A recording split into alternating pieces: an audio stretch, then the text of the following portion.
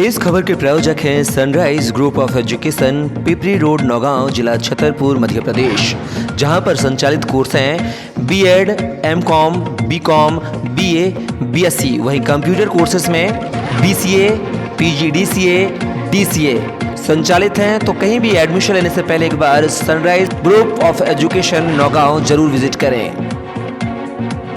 इस खबर के सह प्रायोजक हैं Shanti college of pharmacy Naugaon, जहां कोर्स संचालित हैं बी फार्मेसी, डी फार्मेसी, साथ ही 16 प्रैक्टिकल लैब के साथ साथ कंप्यूटर लैब की सुविधा। साथ ही ओबीसी, एससी, एसटी के छात्रों को शासन के नियमानुसार विशेष छात्रवृत्ति सुविधा भी उपलब्ध है। तो हमारा पता है ग्राम चौबारा, मुड़वारा रोड, नौगांव, जिला छतरपुर, मध्य प्रदेश। मोबाइल नंबर है 9406762912। हमारा ऑल्टरनेटिव नंबर है 7610619938। नमस्कार, मध्य प्रदेश टाइम का विशेष कार्यक्रम सीधा सवाल में आप सभी का स्वागत है। मैं हूं कपिल मिश्रा। नगरीय निकाय चुनाव का बिगुल बज चुका है, लिहाजा प्रत्याशियों ने भी कमर कस ली है और वोटर्स को लुभाने के लिए हर संभव प्रयास भी शुरू कर दिए हैं। इसी तारतम्य में हम वार्ड क्रमांक 12 में पहुंच चुके हैं। वार्ड क्रमांक 12 ओबीसी अनारक्षित रखा गया है, जहां पर निर्दलीय प्रत्याशी के तौर पर रमेश सोनी कक्कर ने ताल ठोकी। यहां पर बता दें, पहले आप बीजेपी के सदस्य थे, बीजेपी के समन्वयक भी हैं वर्तमान में, और अब बीजेपी से टिकट न मिलने के बाद बीजेपी की मुखालिफत करते हुए निर्दलीय चुनाव मैदान में ताल ठोक रहे हैं। रमेश सोनी कक्कर जी, आपका बहुत बहुत स्वागत है हमारे सीधा सवाल कार्यक्रम में। रमेश जी, किन चुनावी मुद्दों को लेकर आप वार्ड में हैं, वार्ड क्रमांक 12 में हैं?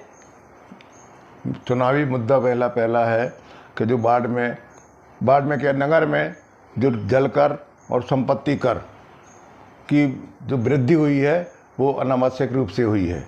उस वृद्धि के लिए नियमानुसार जब हम पहुँचेंगे नगर पालिका में, बैठेंगे, वहाँ के नियम देखेंगे और जो भी होगा नियम के अनुसार कम से कम दर करवाने की प्रयास करेंगे। बात की जाए तो आपके वार्ड की ऐसी प्रमुख समस्याएं क्या हैं जिनको अगर रमेश सोनी कक्कर अगर आते हैं परिषद में तो उनको पूरा करेंगे? हमारा वार्ड नंबर 12 पूरा व्यवसायी वर्ग है और पूरा मार्केट में है। चूँकि यहाँ पर शौचालय की समस्या है। आजकल मार्केट में महिलाएं अधिक आती हैं, बच्चे साथ में रहते हैं, पुरुष कम आते हैं। महिलाओं को शौचालय की समस्या रहती है जो पूरे मार्केट में कहीं भी नहीं है। और वार्ड नंबर 12 में कुछ ऐसी जगहें हैं जहाँ पर सुलभ शौचालय बनने के लिए पर्याप्त जगह है। मैंने देख भी ली है। उस बारे में मैंने पहले मंडल के जो हैं अपने आंसू भाई, उनसे बात भी की थी। उन्होंने भी उस ज़मीन का जायजा लिया था। वो बोल रहे थे भविष्य में इस पर हम निर्माण कराएंगे।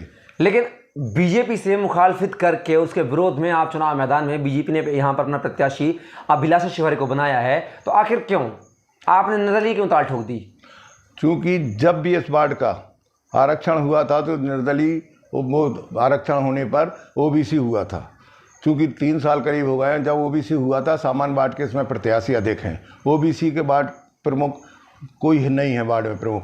इसलिए सोच के मैंने 3 साल पहले से ये निर्णय कर लिया था कि मैं वार्ड नंबर 12 से प्रत्याशी रहूँगा। और जब से ही मैं वार्ड में अधिक सक्रिय हुआ हूँ, क्योंकि मैं नगर में भी सक्रिय रहता हूँ, इसमें कोई विशेष रूप से मैं अलग से नहीं आया हूँ। तो अभिलाषा शिवहरे ने इस वार्ड से ताल ठोकी है, तो उनके लिए क्या कहना चाहेंगे? उनको इस वार्ड में आना चाहिए था, नहीं आना चाहिए था? भाई, क्योंकि वो अध्यक्ष थी, उनके लिए 20 वार्ड हैं। कायदा तो ये है पार्टी का कि जैसे जो 12 नंबर वार्ड एक दृष्टि से देखा जाए, अगर सर्वे कराया जाता, पार्टी टिकट देती, सबसे पहले वार्ड है 20 में जो निकल रहा था।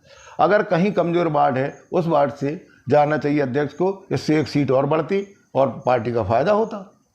उनका कहना यह है कि उनका जो वार्ड गृह वार्ड है उनका वह ओबीसी नहीं है, इसे वो सामान्य कोटे में नहीं जाना चाहते, इसलिए उन्होंने ओबीसी वार्ड जो ओबीसी आरक्षण वार्ड का था वहाँ गए हैं वो।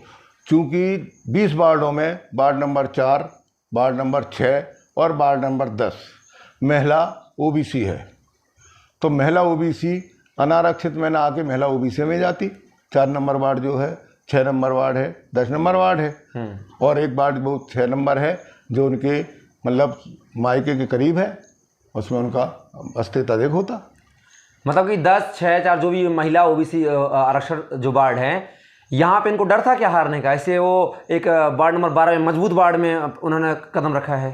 अब ऐसा तो आकलन हम नहीं कर सकते, लेकिन जो हमने वार्ड में जो तैयारी की थी उस हिसाब से हमारे वार्ड में आने में हमको तकलीफ हुई थी। आपको क्या लगता है कि अभिलाषा शिवहरे और रमेश सोनी काका में जनता किसको चुनेगी?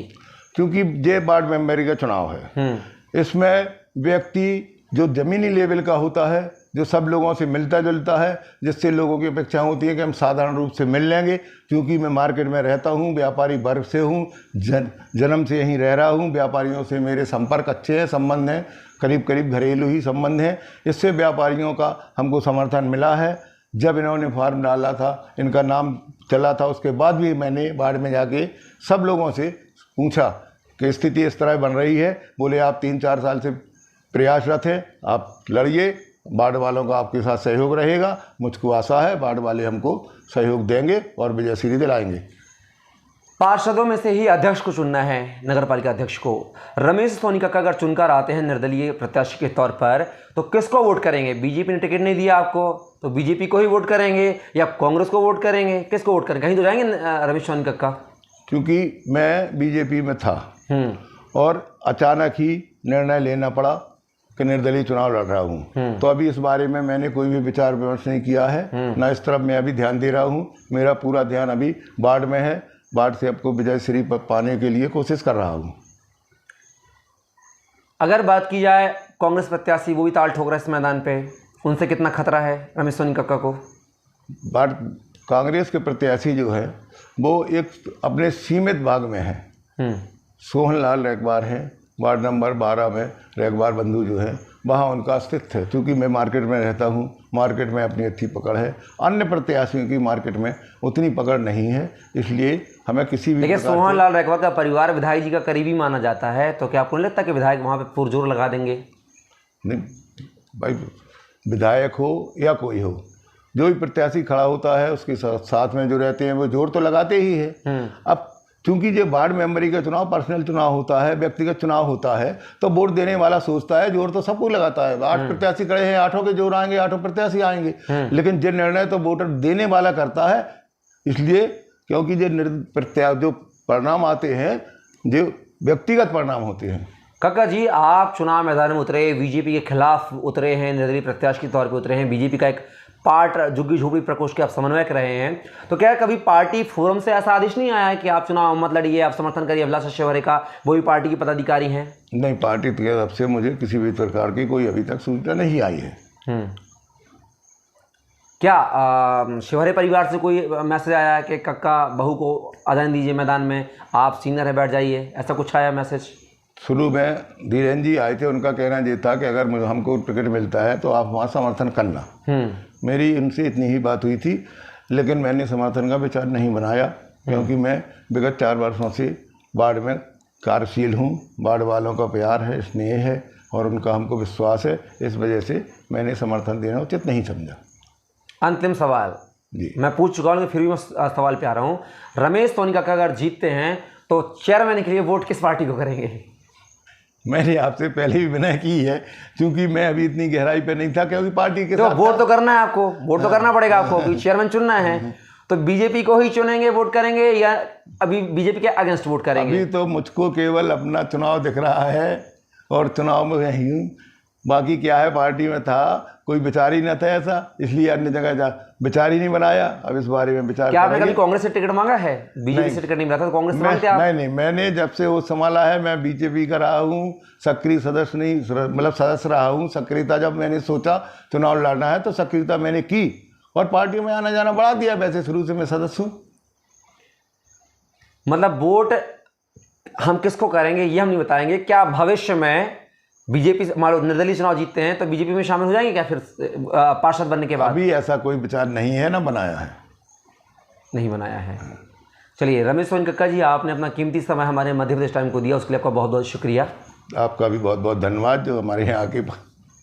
हमारे साथ ये थे वार्ड क्रमांक 12 के निर्दलीय प्रत्याशी रमेश सोनी काका, जिन्होंने बेबाकी से अपने वार्ड के मुद्दे गिनाए और रमेश सोनी काका को जनता आखिर क्यों चुने यह भी उन्होंने बता दिया। लिहाजा उनका मुकाबला उनकी ही पार्टी की जो पूर्व चेयरमैन है अभिलाषा शिवहरे उनसे है। देखना होगा जनता किसको वार्ड क्रमांक 12 का सरताज बनाती है। बता दें यह वार्ड सामान्य बाहुल है और यहाँ पर व्यापारी वर्ग अधिक मात्रा में निवास करता है। तो देखते हैं कि 13 तारीख को वोटिंग में किसका भाग्य चमकता है। फिलहाल के लिए दीजिए इजाजत, नमस्कार।